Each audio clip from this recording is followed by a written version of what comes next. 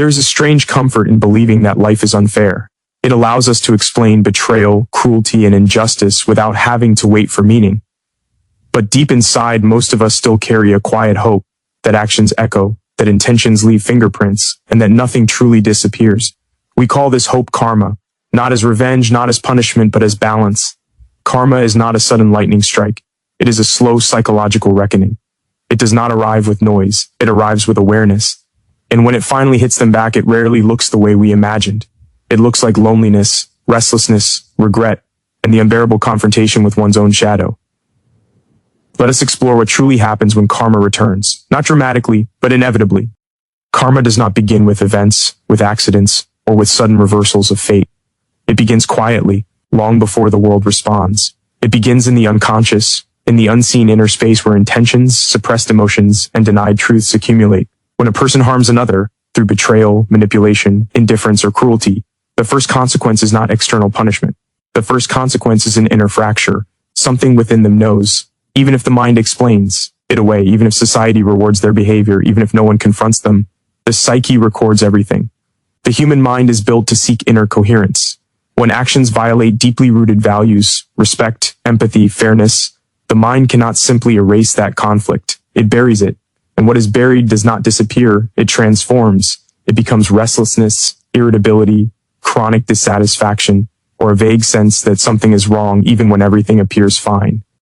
This is where karma truly begins, not as justice but as imbalance. Many people believe that those who hurt others sleep peacefully. In reality, psychological research shows that individuals who repeatedly violate their moral boundaries experience higher levels of anxiety and emotional instability over time. They may not consciously feel guilt, but they feel its shadow. It appears as defensiveness, the inability to relax, the constant need to justify themselves. They become tense around honesty, uncomfortable with silence, and threatened by people who possess inner clarity. Their mind is working overtime to keep the truth out of awareness. Consider someone who built success by exploiting others. On the surface, they may look confident and powerful, yet privately they struggle to trust anyone. They expect betrayal because betrayal has become their inner language. They scan rooms for threats that do not exist. This is not coincidence. The unconscious assumes the world operates the way it does. What they did to others becomes what they fear from life. Karma at this stage is not dramatic. It is subtle erosion. Sleep becomes shallow. Joy feels temporary. Achievements lose their taste quickly. They move from one desire to the next, hoping something will finally quiet the unease. But nothing does, because the problem is not outside. It is the unresolved conflict within. When responsibility is avoided, the psyche compensates. A person who refuses accountability unconsciously creates situations where they feel victimized. A person who denied others emotional safety eventually feels unsafe in their own inner world. Life mirrors the inner condition, not as punishment but as reflection. The unconscious seeks balance the way the body seeks healing. Ignored wounds do not disappear, they infect surrounding tissue. This is why people who cause emotional harm often appear confused later in life. They say things like, "I don't know why I'm unhappy," or "nothing is enough anyam." Or, they may blame circumstances, partners, or society, never realizing that the real conflict was planted years earlier when they disconnected action from conscience. The psyche remembers even when the ego forgets. Real-life examples are everywhere. Studies on individuals with antisocial or manipulative patterns show higher rates of depression and substance dependence as they age. The early sense of power fades, replaced by emptiness. Without an inner moral anchor, success feels hollow. Pleasure becomes compulsive rather than fulfilling. This is karma maturing internally. There is also the matter of projection. What we cannot face within ourselves, we see in others. A person who betrayed trust becomes suspicious of loyalty. A liar becomes obsessed with being deceived. They interrogate, accuse, and control, not because others are untrustworthy, but because their unconscious knows what they are capable of. Life becomes exhausting when you are constantly running from your own reflect. Ion. Meanwhile, the person who was harmed may be suffering openly, but they are closer to integration. Pain that is acknowledged can transform. Pain that is denied turns inward and corrodes. This is one of the great paradoxes of karma. Those who appear to get away with it are often the ones paying the longest, quietest price. Over time, the unconscious demands awareness. It pushes unresolved material toward the surface through dreams, anxiety, sudden sadness, or a sense of meaninglessness. This is not cruelty, it is an attempt at healing. The psyche wants to be whole. It wants truth. And when truth is ignored for too long, the inner pressure becomes unbearable. Karma, then, is not fate hunting someone down. It is the soul insisting on balance. It is the slow realization that no one escapes themselves. You can leave people behind, but you carry your inner world everywhere you go. And when that world is built on denial, the cost is paid in peace. Understanding this changes how we relate to injustice. We no longer wait for the world to punish those who harmed us. We understand that something far more precise is already at work. Their nights, their relationships, their sense of self. These are the arenas where karma unfolds, quietly, persistently, unavoidably. And for those who were hurt, this understanding offers relief. You do not need revenge for balance to exist. Balance is already forming, deep below the surface, where appearances have no power. The unconscious keeps the score, not to destroy, but to restore what was broken, one awareness at a time. What people avoid does not disappear. It waits. It settles quietly beneath awareness, shaping behavior, choices, and emotional reactions until the moment it can no longer remain hidden. Avoidance is not a solution, it is a delay. And life, with remarkable patience, returns us to the very experiences we refuse to face. This is not punishment. It is completion. The psyche seeks wholeness, and anything pushed aside is eventually pulled back into view. When someone avoids responsibility for the pain they caused, they may feel relief at first. There's a sense of escape, even triumph. But that relief is temporary. What is avoided begins to live a shadowed life inside them, influencing their relationships and decisions from behind the scenes. A person who refuses to face their dishonesty begins to live in fear of exposure. A person who avoided emotional accountability develops an unexplained anxiety around closeness. The mind cannot outrun what it has buried. Research in psychology shows that emotional suppression increases stress responses in the body. Avoided emotions do not fade, they intensify. The nervous system remains alert, as if guarding a secret. Over time, this vigilance becomes exhaustion. People describe it as feeling on edge without knowing why. This is the cost of avoidance, quietly accumulating interest. Consider someone who walked away from a relationship without explanation, leaving confusion and pain behind. In the moment, it felt easier than having a difficult conversation. Years later, that same person struggles to feel secure with anyone. They fear abandonment, misread silence as rejection, and sabotage intimacy before it can deepen. The confrontation they avoided with another human being has returned as a constant inner confrontation with fear. Life has a strange way of recreating unfinished lessons. A person who avoided responsibility at work may find themselves repeatedly overlooked or mistrusted, even in new environments.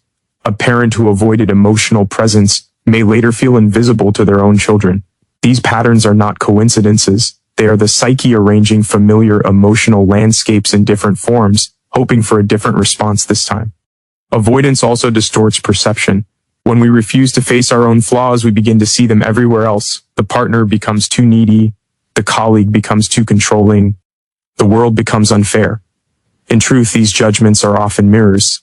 The mind projects outward what it cannot accept inward. What was avoided internally returns externally, disguised as other people. There is also a deeper layer to this confrontation. When people avoid truth for too long, they lose access to meaning. They may have comfort, status, or freedom, yet feel empty. This emptiness is not random. Meaning comes from alignment between inner values and outer actions. When that alignment is broken, life feels hollow no matter how successful it appears. This is why many people reach a point where distractions no longer work. The confrontation they delayed now demands attention. Real-life examples are visible in later stages of life. Studies on aging and psychological reflection show that unresolved emotional conflicts resurface with intensity when external busyness decreases. When careers slow down and distractions fade, avoided truths rise. Regret becomes sharper, not because time is cruel, but because there is no longer anything left to hide behind. The avoided conversation returns as a persistent question: why did I live this way? Yet confrontation does not always arrive as regret. Sometimes it comes as repetition. People find themselves in the same type of relationship, the same conflicts, the same emotional wounds, wondering why nothing changes. Change does not occur because the original issue was never faced. Patterns repeat until consciousness replaces avoidance. Life keeps asking the same question in different voices. This is the moment many misunderstand as bad luck. In reality, it is an invitation. The psyche is offering another chance to respond differently, to stay present where once we fled, to speak where once we were silent, to take responsibility where once we blamed others. Avoidance kept the pain out of sight, but it also kept growth out of reach. The hardest truth is that confronting what we avoided often hurts less than carrying it consciously for years. When faced directly, fear shrinks. Guilt transforms into accountability. Shame becomes humility. What once felt unbearable becomes manageable once brought into awareness. The energy spent on avoidance is released, and with it comes a sense of relief that many mistake for fate finally changing. What confronts us is not an enemy. It is a part of us asking to be integrated. Life does not chase us to punish us. It circles back to restore balance. And the moment we stop running, something shifts. The lesson completes itself. The pattern loosens its grip.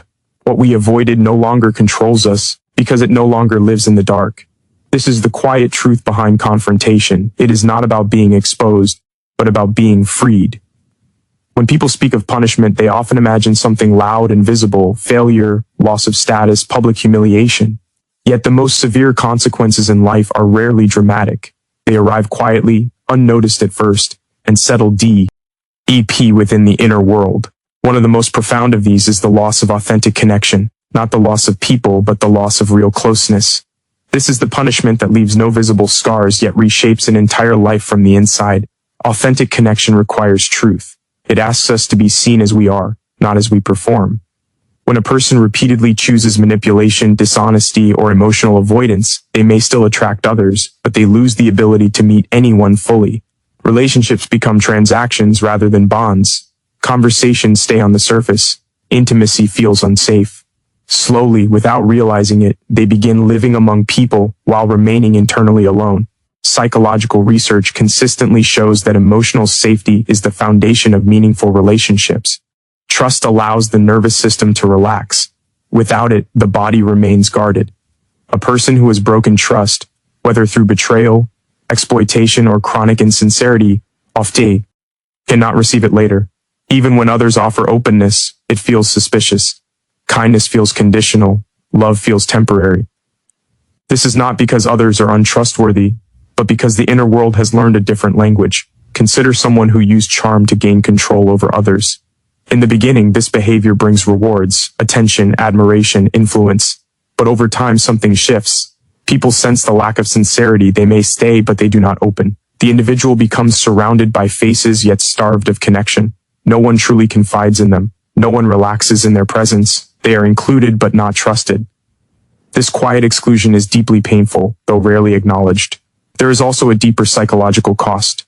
When a person abandons authenticity, they lose contact with their own inner truth. If every interaction is a performance, the self becomes fragmented. Over time, they no longer know who they are without the mask. This creates a subtle anxiety that follows them everywhere. They feel empty after social interactions instead of nourished. They crave connection, yet feel drained by it. The very thing they seek has become unreachable.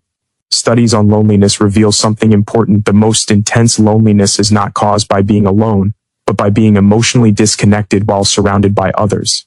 This is why some of the most socially active people feel the most isolated. Their connections lack depth. Their relationships lack mutual vulnerability. And vulnerability is the doorway to meaning. Loss of authentic connection also alters how people experience love. Love becomes something to control rather than share.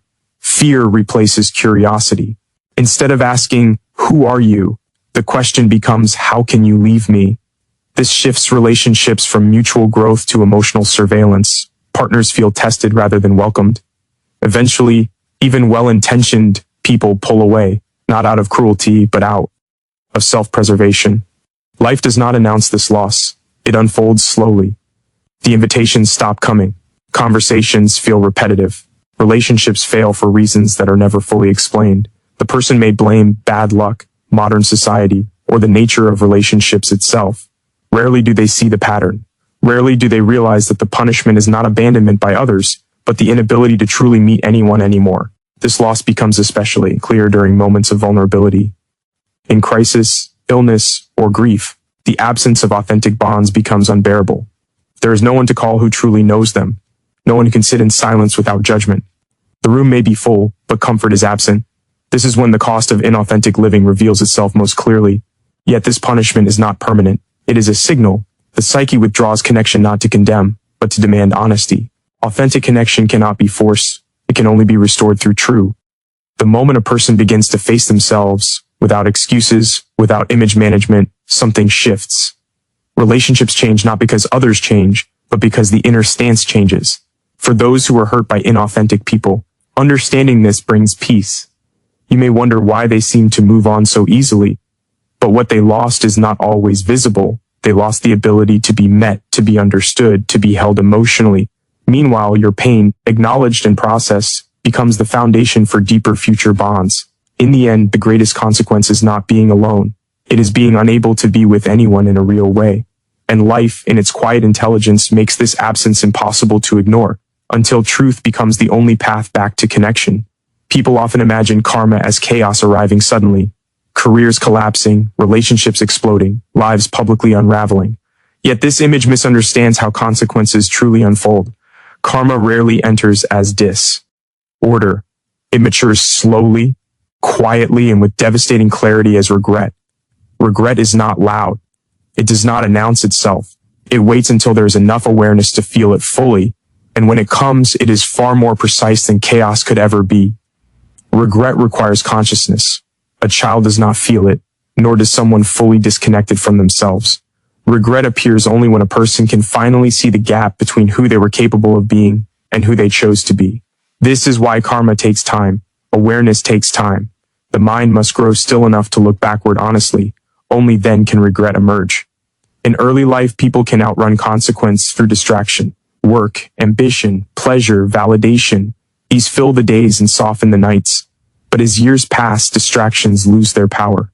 Silence becomes longer. Reflection arrives uninvited.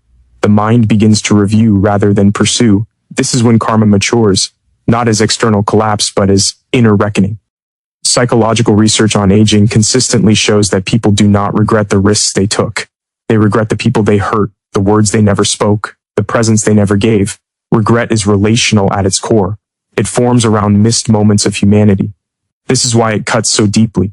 It reveals that the cost was never material. It was emotional. Consider the parent who chose ambition over availability, believing there would be time later. Years pass quickly. Children grow independent. Distance becomes normal. When the phone stops ringing, the regret does not arrive as anger. It arrives as a quiet ache, a constant awareness of what cannot be repeated. No amount of success can soften it. This is karma refined into memory. Regret also appears in those who mistreated love. Someone who manipulated, controlled, or betrayed may later find themselves longing for the very intimacy they once dismissed. But by the time they understand its value, trust is gone. The relationships that why enter feel hollow. They know what real connection requires now, but they no longer know how to create it. This awareness is painful not because love is absent, but because it was once available and taken lightly. What makes regret so powerful is its permanence. Chaos can be repaired. Public failure can be rebuilt. Regret is different. It lives in the knowledge that a moment existed only once, that a choice closed a door that will never open again. The psyche understands time in this way. It knows when something is irretrievable. This knowledge weighs heavily on the heart. People often misunderstand those who appear withdrawn or bitter later in life. They assume life was unkind to them. Sometimes life was simply honest. It returned their choices in the only form they could finally feel. Regret does not shout, "You were wrong." It whispers, "You knew better." And that whisper follows a person into quiet rooms, into sleepless nights, into moments when the world finally slows down. Regret is not meant to destroy. It is meant to awaken. It emerges when the psyche is ready to integrate truth. In some, it becomes wisdom. In others, it hardens into resentment. The difference lies in whether the person can accept responsibility without self-hatred. Regret offers one final chance to understand the self clearly. Even those who seem untouched by consequence are not exempt.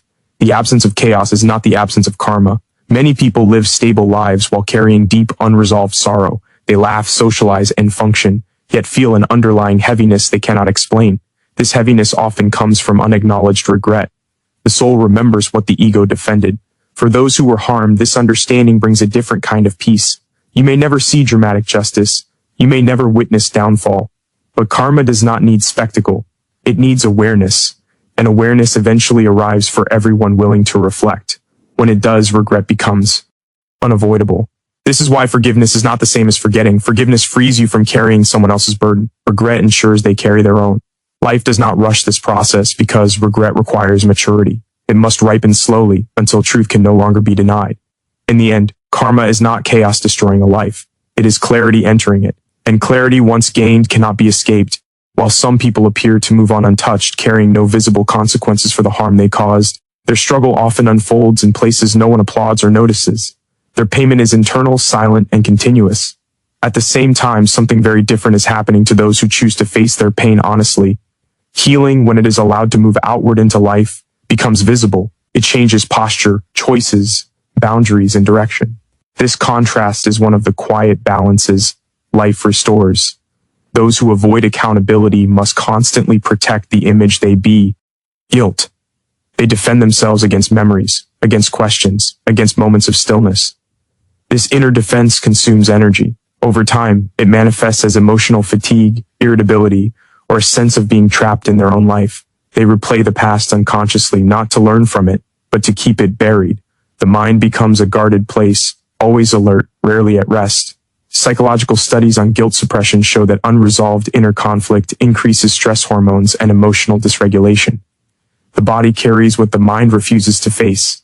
Even when life appears stable, the nervous system remains tense. Joy feels fragile. Peace feels unfamiliar. This is the cost of internal payment. Nothing catastrophic, yet nothing truly calm. Meanwhile, healing moves differently. It does not begin with strength, but with honesty. Those who were hurt often have no choice but to feel what happened. Grief, anger, confusion, these emotions arrive uninvited. Yet by allowing them, something important begins. Pain that is felt becomes information. It teaches boundaries. It sharpens self-respect. It reveals what will no longer be tolerated. Over time, this internal processing becomes external change. You start speaking differently. You stop explaining yourself to people who cannot hear you. You walk away sooner. Your body relaxes because it no longer has to brace for what you now recognize early. Healing becomes visible not through perfection, but through clarity. There is a psychological phenomenon known as post-traumatic growth, where individuals who consciously process betrayal or loss often develop deeper empathy, stronger personal values, and a clearer sense of purpose. While their pain was real, it did not remain stagnant. It transformed. The same does not occur for those who deny their inner truth. Denial freezes development. Healing moves it forward. This is why the contrast becomes so striking over time. One person appears unchanged, repeating the same patterns, entering similar relationships, encountering the same conflicts. The other evolves, not faster, but deeper. While one is paying internally to maintain old defenses, the other is investing energy into building a life that fits who they have become. Those who caused harm often remain psychologically bound to the moment they avoided responsibility. They grow older but not wiser. They react rather than choose. Their inner world becomes narrow because anything outside their defenses feels threatening. They may say, "I don't know why this keeps happening to me," unaware that the pattern lives inside them. Healing externally also means reclaiming agency. When pain is integrated, it no longer defines you, it informs you. You stop asking why it happened and start asking how you will live differently. This shift is powerful. It moves you from victimhood to authorship of your life. And authorship is deeply attractive, not just to others, but to yourself. There is also a moral clarity that emerges through healing. You become less interested in revenge because you no longer need it to validate your worth. You see that their internal struggle is ongoing, even if hidden. This understanding does not excuse harm, but it releases you from waiting for visible justice. You no longer measure your progress by their downfall. As you heal externally, opportunities align differently. You attract people who respect boundaries. You recognize red flags earlier. Your standards become quieter but firmer. Life responds to the internal shifts you have made. This is N.O.T. mysticism. It is psychological alignment. When your inner world changes, your external choices follow. Meanwhile, those paying internally often feel life narrowing. Possibilities shrink because fear guides their decisions. They avoid growth because growth requires reflection. They remain busy but unfulfilled, surrounded but unseen. Their payment continues not because life is cruel, but because avoidance has no endpoint. Healing, on the other hand, moves toward completion. It is tiring, painful, and slow, but it leads somewhere. Each truth faced lightens the load. Each boundary honored restores energy. Each moment of self-respect rebuilds trust with yourself, and that trust becomes the foundation for a life that feels solid rather than reactive. In time, the difference becomes undeniable. One life is held together by defense. The other is expanded by understanding. You do not need to compare, explain, or prove anything. The direction alone tells the story. Karma does not rush. It does not announce itself. It does not take sides. It simply restores balance by forcing each person to live with the inner consequences of who they chose to be. So if you're waiting for karma, stop watching them and start watching yourself heal. That healing is not only your freedom, it is also proof that the world still makes sense. Because in the end, karma doesn't hit them for you. It hits them within themselves.